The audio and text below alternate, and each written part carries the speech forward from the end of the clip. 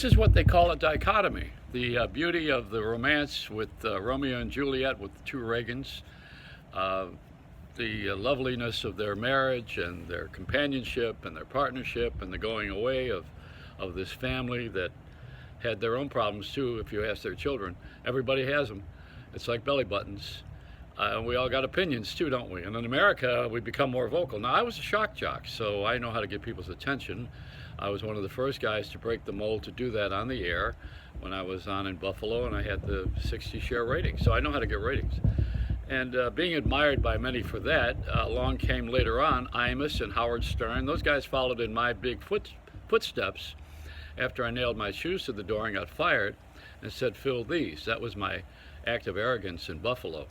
But you know, following also was Morton Downey Jr., who I was roommates with in Syracuse, and Hartford too. So you know, we worked together for a long time, and I think you saw what happens with the hurricane or tornado Trump. It's worse than what happened in Louisiana, if you can imagine that, with last night on the rally. But this is so. See, this is all part of the gift of Morton Downey Jr. This is the time the CNN, who ran the movie, The Evocateurs, ought to run it again, and you'll see the nucleus of this. It's Morton Downey Jr. He had this great rise of the public behind him and riled everybody up, and then all of a sudden, you know, he had to be fired by Bob Pittman, who runs iHeart. And Bob in the film even explains that it was he gave this guy the power. And you know, when you give somebody like that who is doing life in the key of me, it can be very dangerous unless you have responsibility and accountability and all this other stuff. I think it's not enough to win. We in a country where we're very competitive. Everybody is in a race to win, but you have to win in fairness. You know, whenever anyone interferes in a game with steroids, or they have some sort of a false call, or they have a money interest and they're gambling like Pete Rose did, you know, we want fair play. It's got to be, it has to be an even playing field, they call it.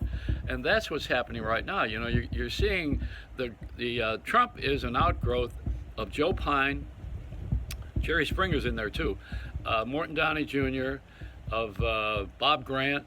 There's a touch of Howard Stern. All these guys, and Al Sharpton.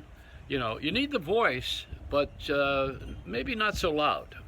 Maybe a little bit quieter. And that's what happens. You know, you got the loveliness of Nancy Reagan, and then you got the horribleness of this outrageous fight.